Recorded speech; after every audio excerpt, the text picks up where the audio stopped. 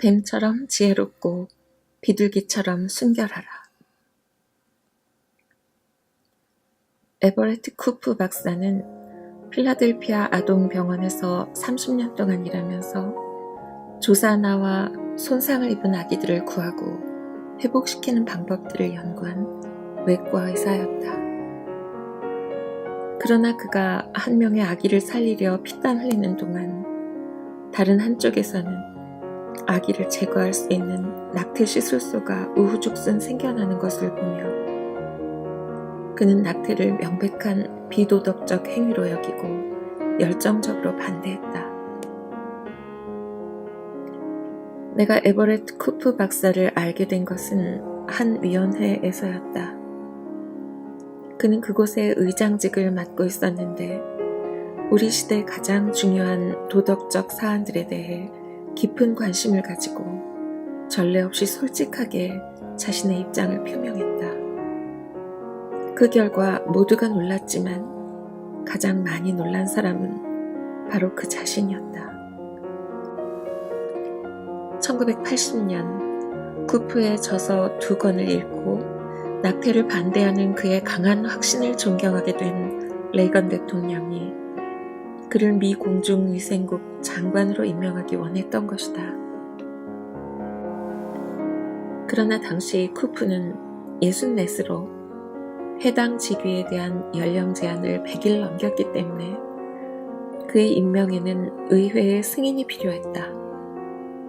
본인은 물론이고 레이건 대통령을 포함한 행정부 관리 거의 모두가 형식적인 절차로 여겼던 의회 승인 과정이 뜻밖에도 정치권의 폭풍을 만났다. 쿠프의 솔직함이 오히려 그를 괴롭히는 덫으로 작용했는데 가족계획협회와 미국 여성위원회 그리고 여러 낙태 찬성 단체들이 앞장서서 낙태와 여성의 권리와 동성애에 대한 쿠프의 극단적인 말을 집중 공격했다. 그들은 쿠프의 신념뿐 아니라 의사로서의 자질, 정신상태에 대해서까지 의문을 제기했다. 뉴욕타임스지는 무자격 박사라는 제목의 논설을 실었고 워싱턴 포스트지는 쿠크 박사라는 모욕적인 별명을 지어냈다. 사람들은 그를 극우, 또라이, 광신자로 불렀다. 미 공중보건협회마저 쿠프를 공중위생국 장관으로 두느니 차라리 공중위생국 장관이 없는 편이 낫다라고 말했다. 필라델피아에서 쿠프 박사는 샴 쌍둥이 분리수술과 튀어나온 심장의 복원수술 등으로 대단한 명성이 있었다. 르종 도네르 상을 비롯한 수많은 상을 받았고 여러 신문에서 필라델피아의 가장 유명한 지역 인사로 자주 소개되었다. 그러나 이제는 그 지역 언론마저 그에 대한 비난에 합세하여 쿠프 박사를 머리 2개 달린 괴물로 묘사하는 잔인한 카툰을 싣기 시작했다. 워싱턴에 들어온 쿠프 부부는 아무것도 모른 채 우연히 교전지대로 들어선 여행객과도 같았다. 쿠프는 빈 사무실 하나를 얻어 출근했는데 그곳에서 의자 깊숙이 기대앉으면 돔 모양의 국회의사당과 커다란 성조기가 보였다. 권좌 근처까지 갔으나 그에게는 도시 전체의 조롱 외에는 아무것도 잡히는 게 없었다. 40년 동안 하루에 12시간씩 미친 듯이 일해온 그였는데 이제 검토할 서류 한 장도 전화도 아무런 일정도 잡혀있지 않았으니 마치 사무실에 혼자 감금된 기분이었을 것이다. 당시 그를 방문했던 폴 브랜드 박사가 내게 이렇게 말했다. 사무실 안을 서성이는 그를 보는 순간 엄청난 힘을 갖고 있으면서도 우리에 갇혀 꼼짝 못하는 사자처럼 느껴졌습니다. 쿠프 자신의 회상을 들어보자. 이유를 알 수가 없었습니다. 저는 공직을 추구한 적도 없었습니다. 9달 동안, 괴로운 지명 과정 동안 저는 책상에 앉아 무슨 일이 벌어진 것인지 이해하려 애썼습니다. 어느 날 오후 열쇠로 문을 열고 집에 들어가니 아내 베티가 눈물을 흘리며 워싱턴 포스트지를 읽고 서 있었습니다. 그날이 가장 힘든 날이었어요. 나는 노여움을 참을 수가 없어 하늘을 향해 소리쳤습니다. 다 필요 없어. 그러나 우리의 삶이 어그러진 배후에는 어떤 뜻이 있을 것임을 상기시켜준 사람은 바로 아내 베티였습니다. 아내는 말했습니다. 당신이 지금 그만두면 결코 그 이유를 알 수 없을 거예요. 결국 쿠프는 공중위생국 장관직을 얻었고 모두의 예상을 완전히 뒤엎고 미국에서 가장 유명하고 존경받는 공직자 중 한 사람으로 떠올랐다. 9년간 소임을 다하고 사임을 발표했을 때 이전의 비판자들은 한 목소리로 한때 비방했던 그에게 찬사를 보냈다. CBS는 쿠프를 사상 최고의 공중위생국 장관이라고 선언했다. 쿠프의 열렬한 팬으로 돌아선 왁스먼 의원도 그 말에 기꺼이 동의했다. 그는 참으로 고결한 사람입니다.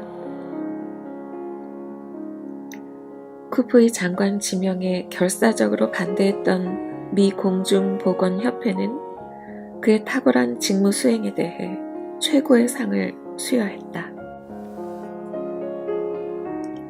무엇 때문에 쿠프의 이미지가 그토록 확 달라졌을까? 그것은 약자와 소외계층을 향한 그의 사랑 때문이었다. 장관 임명 청문회 기간 동안 그는 생전 처음으로 자신이 약하고 소외된 인간인 듯한 느낌을 받았다. 승승장구를 거듭하며 자신만만했던 사람이 갑자기 콧대가 꺾이고 외톨이가 된 것이다. 그러나 한 가지만은 넉넉했다. 그에게는 그들의 우려에 귀 기울일 시간이 많았다. 그 9달 동안 쿠프는 미국 전역에서 울리는 다양한 목소리를 들었다. 그 중에는 동성애 권익 옹호자와 낙태 찬성론자들처럼 그의 장관직 임명에 거세게 반대하는 이들도 있었다. 그러나 그들 또한 쿠프 자신이 책임져야 할 미국의 일부였다.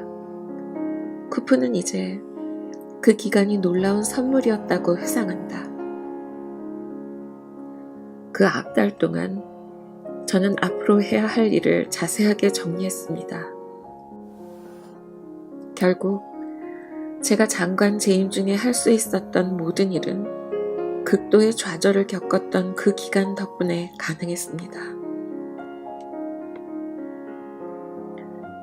청문회가 끝나고 장관으로 취임한 후 그는 그간의 악명 덕분에 하는 말마다 쓰는 글마다 언론의 집중적인 관심을 받았다. 역설적이게도 그에게 해를 가하려는 비방자들의 노력 덕분에 쿠프는 자신의 목표를 달성하는 데 필요한 대중적 지명도를 얻게 되었던 것이다.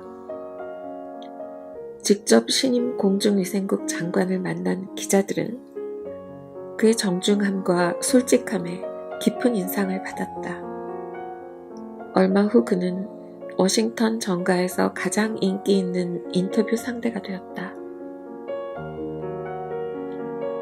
그는 음주운전자를 비롯해 아동학대와 배우자 학대에 대한 대책반을 소집했으며 청소년 성교육과 흡연, 마약, 그리고 미국인들의 식습관을 바로잡는 교육을 실시했다. 백악관의 반대에도 불구하고 일체의 담배 광고에 대한 금지를 제안했다. 엄청난 압력에도 불구하고 쿠프는 물러서지 않았다.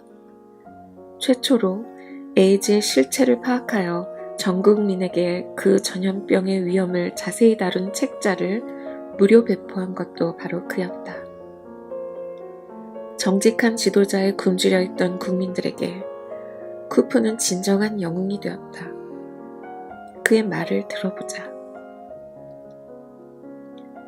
나는 옳고 그름에 대한 감각이 좀 있습니다.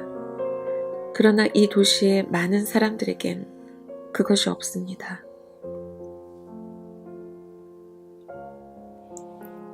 쿠프는 주치의를 믿어주는 미국인들의 기대에 부응하려 애썼다. 주치의는 안 좋은 소식을 전하거나 우리의 나쁜 습관에 대해 잔소리를 늘어놓을 수 있지만 그래도 우리는 주치의가 말을 고르지 않고 솔직하게 말해주길 바라고 무엇보다 우리의 건강을 가장 중요하게 여기길 원한다. 미국인들에게 비친 쿠프의 이미지는 바로 국민의 주치의였다. 영혼의 스승들 중에서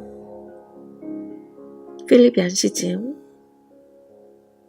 좋은 시야.